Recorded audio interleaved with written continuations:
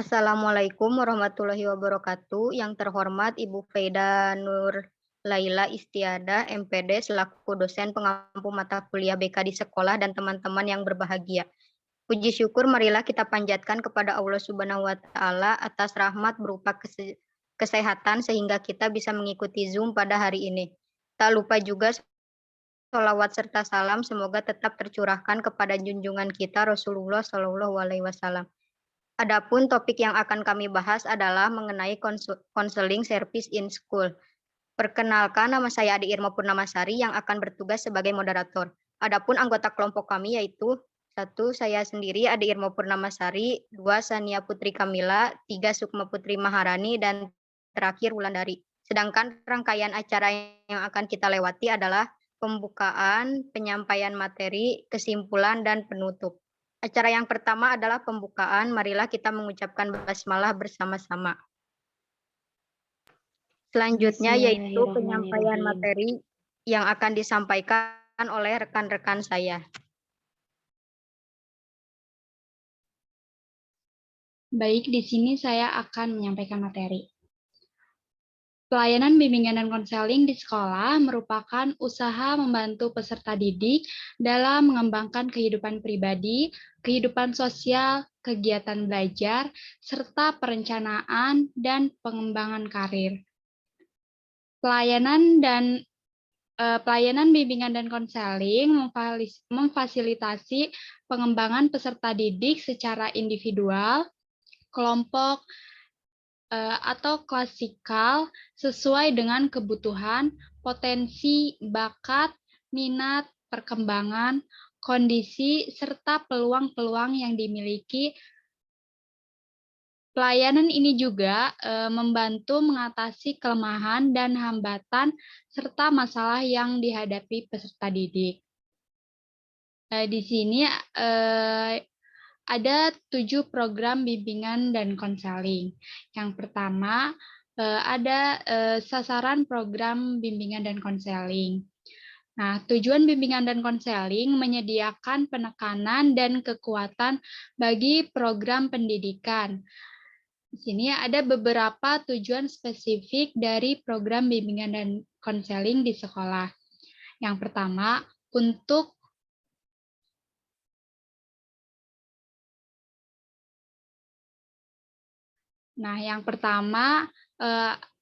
mewujudkan potensi mahasiswa.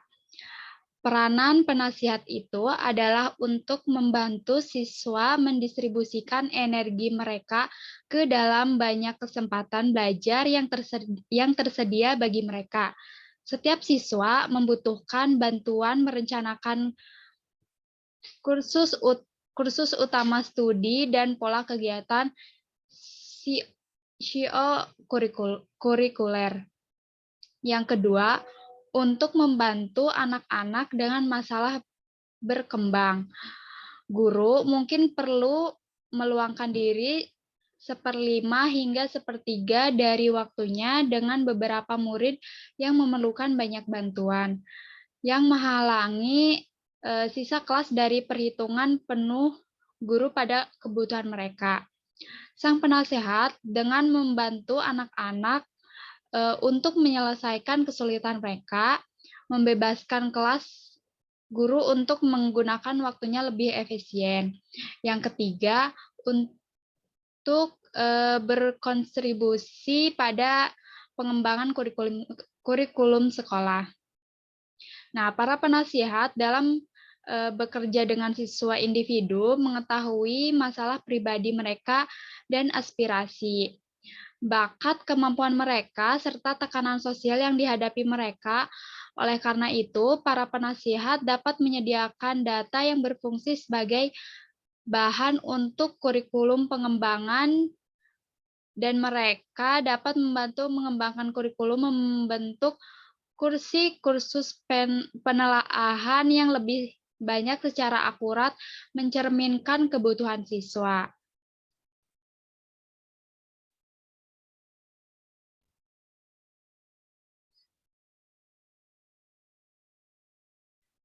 Lalu yang keempat, untuk memberikan bantuan teknis kepada guru. Nah, secara khusus, guru bimbingan memenuhi syarat untuk membantu guru dengan memilih, melaksanakan, dan menafsirkan tes, memilih dan menggunakan kumulatif, anekdot, dan lain jenisnya. Catatannya menyediakan bantuan dan saran sehubungan dengan teknik konseling yang guru dapat digunakan dalam menasihati siswa mereka dan menyediakan kepemimpinan dalam mengembangkan dan melakukan pengembangan profesional guru dalam fungsi bimbingan dan konseling. Nah, yang kelima, untuk berkontribusi pada penyesuaian bersama siswa dan sekolah. Nah, bimbingan konseling bertanggung jawab untuk mengembangkan dan mempertahankan kerjasama hubungan antara siswa dan sekolah. Guru dan pembimbing harus sadar kebutuhan siswa. Nah, para siswa juga harus membantu penyesuaian terhadap sekolah. Nah, mereka memiliki tanggung jawab untuk berkontribusi pada sekolah. Sebuah kontribusi besar mahasiswa adalah yaitu menggunakan sumber daya sekolah dengan sepatutnya dan bekerja ke arah prestasi. Nah, penyesuaian kebersamaan di antara para siswa dan sekolah dilandasi oleh menyediakan sarana untuk perbaikan program, mengadakan riset untuk pendidikan peningkatan, memberi kontribusi pada penyesuaian siswa melalui konseling. Nah, lalu yang kedua, di sini ada peran sebagai penasehat. Tujuan utama konseling adalah untuk meningkatkan pertumbuhan pribadi dan untuk mempersiapkan diri mahasiswa untuk menjadi pekerja yang termotivasi dan warga negara yang bertanggung jawab. Pendidik mengakui bahwa selain tantangan intelektual, siswa menghadapi masalah pribadi atau sosial, pendidikan, dan tantangan karir. Program bimbingan dan konseling perlu mengatasi ini tentang tantangan dan untuk meningkatkan keberhasilan pendidikan. Nah, program bimbingan dan konseling ini merupakan bagian integral dan total sekolah program pendidikan dikembangkan melalui rancangan. Nah, berfokus pada kebutuhan, minat, dan isu-isu yang berkaitan dengan berbagai tahap pertumbuhan siswa. Di sini ada ruang lingkup perkembangan program bimbingan konseling di sekolah, mencakup yang pertama, pribadi atau sosial.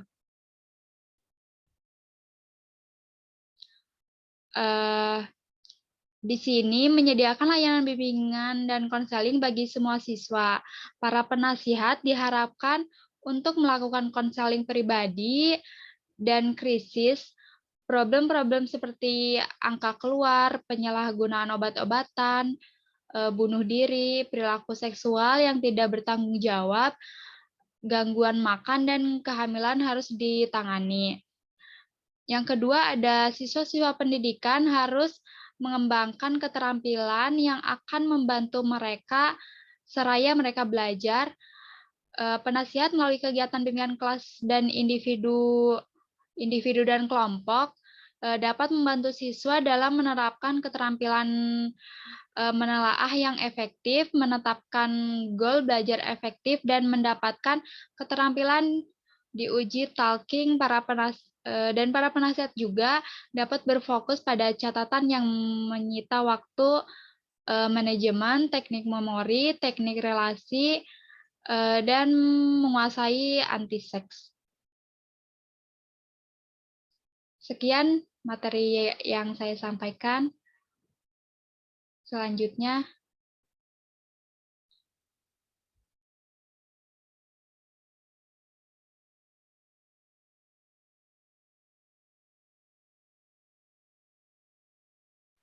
materi selanjutnya akan Terima kasih kepada moderator yang telah memberikan saya waktu. Di sini saya akan menjelaskan layanan bimbingan dan konseling utama. Misi program bimbingan dan konseling sekolah adalah menyediakan layanan personalia yang luas untuk para siswa. Layanan-layanan ini mencakup siswa, penilaian, layanan informasi, penempatan, dan tindak lanjut.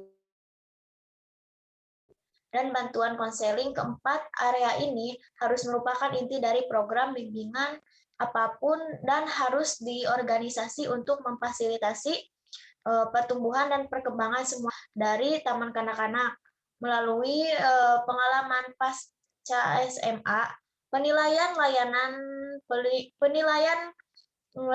dirancang untuk mengumpulkan, menganalisis, dan menggunakan beragam objektif dan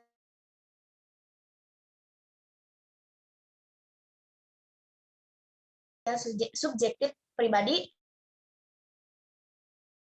tentang itu orang itu memahami referensi dengan murid, nilai ujian standar, catatan akademis, catatan anekdot, dan data pribadi, formulir studi khusus dan portofolio disertakan. Penasehat sekolah menafsirkan ini informasi kepada orang tua, guru, murid. Dengan demikian yang memiliki kebutuhan dan kesanggupan khusus diidentifikasi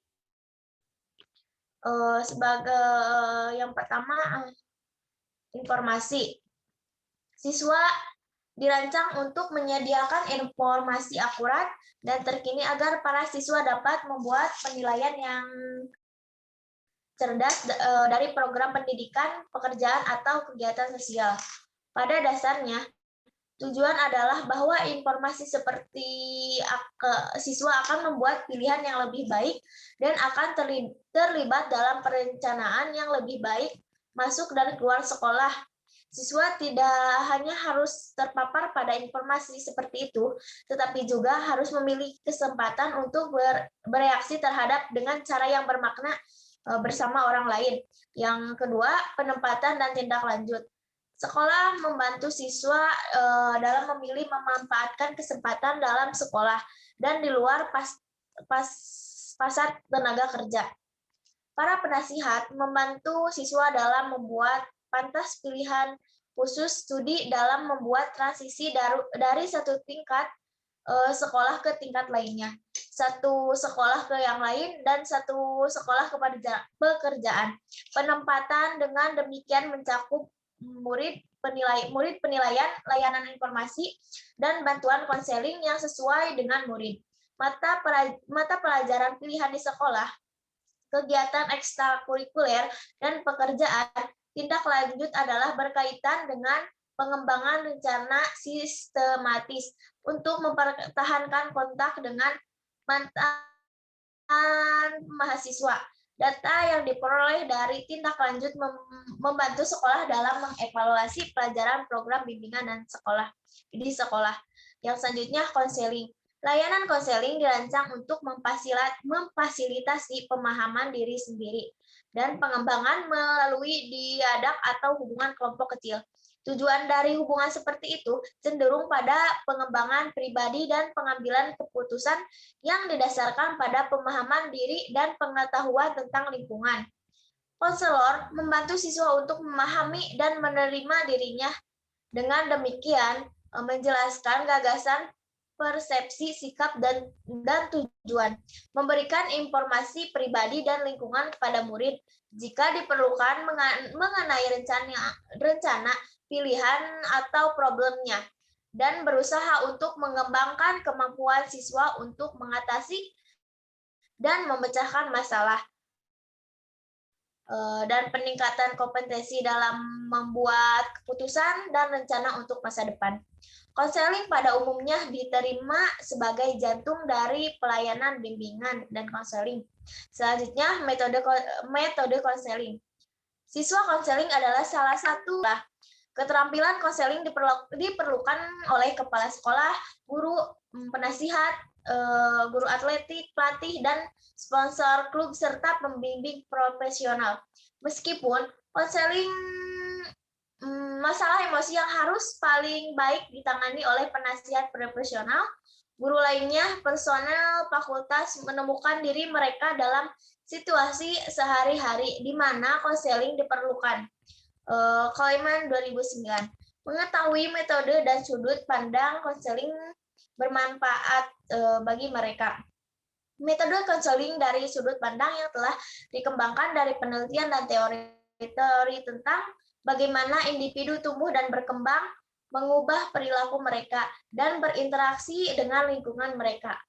Metode konseling umumnya dibagi menjadi 3 tipe atau sekolah: pemikiran yang luas, non dan eklektik.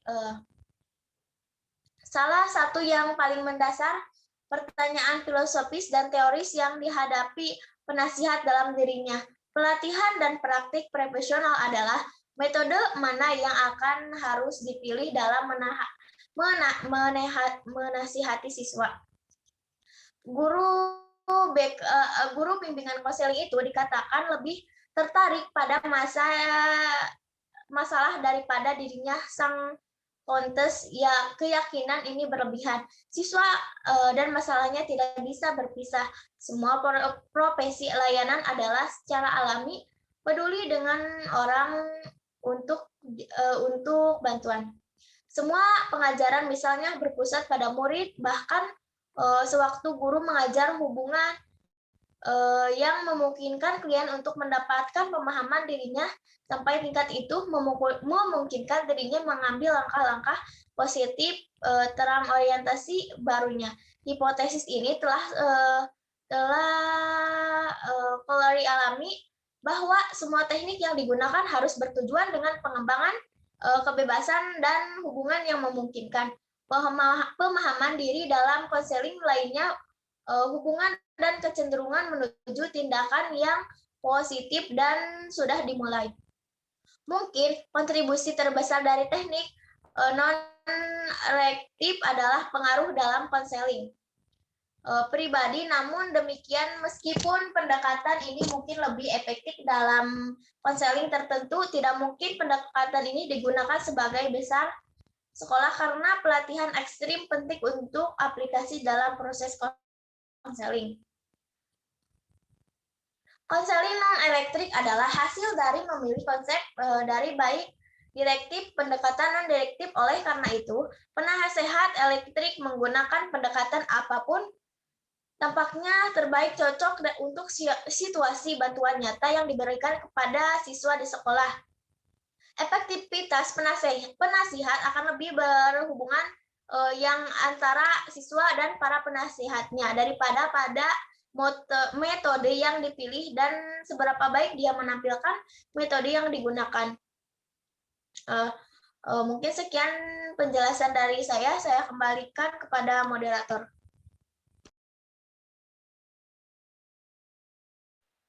Baik, terima kasih kepada Teulan yang telah menyampaikan materinya. Selanjutnya, materi akan disampaikan kepada Teh Sukma.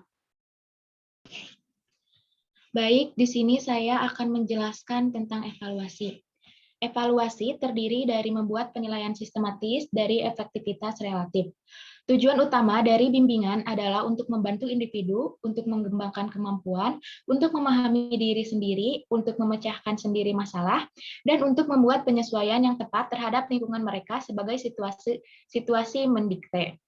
Evaluasi adalah cara agar karyawan sekolah bisa lebih baik perhitungkan sejumlah mana tujuan-tujuan ini dipenuhi. 10 karakteristik yang dikutip berikut menyediakan kriteria untuk mengevaluasi keefektifan pelayanan bimbingan dan konseling di sekolah. Yang pertama, kebutuhan murid. Program BK yang efektif didasari pada kebutuhan murid. Dalam program bimbingan yang efektif didasarkan pada kebutuhan murid.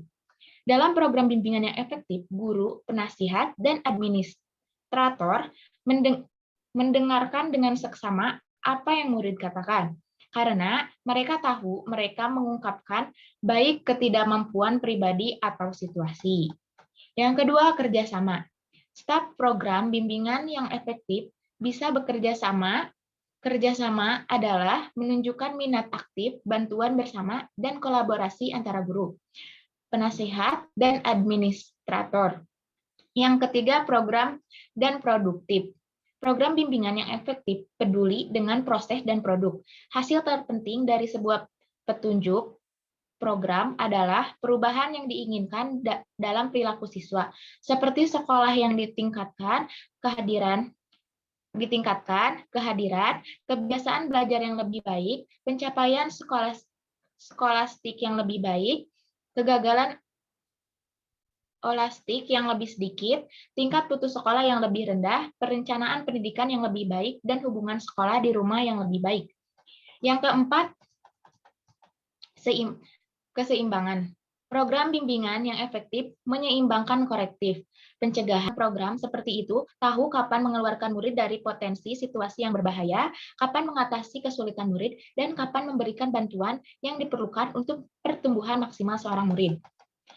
Yang kelima, stabilitas. Kemampuan untuk menyesuaikan diri dengan kehilangan personil tanpa hilangnya efektivitas adalah yang berhubungan dengan kualitas program. Stabilitas membutuhkan sistem untuk mengisi kekosongan posisi cepat dan memuaskan. Yang keenam, fleksibilitas. Program-program bimbingan yang efektif menunjukkan fleksibilitas. Fleksibilitas memungkinkan program untuk memperluas atau kontrak sebagai tuntutan situasi tanpa hilangnya efektivitas yang signifikan. Yang ketujuh, penasihat yang cakap.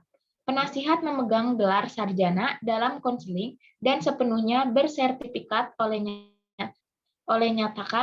yang dinyatakan di mana mereka berlatih.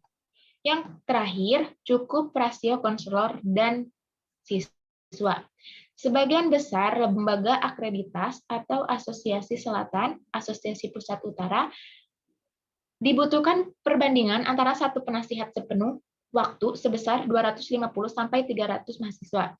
Beban kasus sebesar ini memuaskan jika para penasihat ingin memperoleh yang memadai. Waktu untuk menasihati siswa secara individu dan dalam kelompok-kelompok kecil, serta berkonsultasi dengan fakultas, administrator, dan orang tua. Selanjutnya, saya akan menjelaskan tentang fasilitas fisik. Apakah fasilitas untuk bimbingan cukup untuk program yang efektif? Jasmani, fasilitas yang direncanakan dengan baik dan menyediakan ruang yang memadai, privasi, aksesibilitas yang karakteristik program bimbingan berkualitas. Catatan yang pantas dipertahankan pada setiap siswa termasuk tes prestasi, skor, informasi yang disediakan oleh guru, administrator, orang tua, dan lainnya. Mungkin sekian yang saya sampaikan, saya kembalikan lagi kepada moderator. Baik, terima kasih kepada Teh Sukma yang sudah memaparkan materinya. Selanjutnya, yang terakhir, profesional personil. Meskipun banyak dari 10 karakteristik tersebut berguna, seharusnya demikian tidak diterima tanpa pertanyaan. Hingga taraf tertentu, setiap program bimbingan itu unik tatanan tertentu dan akibatnya akan menambah karakteristik lain dalam daftar atau tandaskan yang dikutip sebelumnya dalam berbagai tingkatan.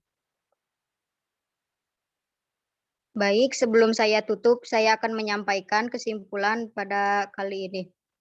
Layanan bimbingan dan konseling memainkan bagian integral dalam sistem keseluruhan Departemen Pelayanan dari sekolah dasar atau menengah. Tujuan untuk bimbingan dan program konseling di sekolah adalah untuk membantu individu untuk mengembangkan kemampuan untuk memahami diri sendiri, memecahkan masalah mereka sendiri, dan membuat penyesuaian yang tepat untuk lingkungan mereka. Layanan bimbingan utama mencakup penilaian siswa, informasi memberi, penempatan dan tindak lanjut, serta konseling. Acara diskusi telah selesai dilaksanakan. Demikian tadi presentasi kelompok kami. Mari kita mengucapkan alhamdulillah. Saya sebagai moderator mohon maaf atas kekurangannya dan terima kasih untuk perhatiannya. Wassalamualaikum warahmatullahi wabarakatuh. Waalaikumsalam warahmatullahi wabarakatuh.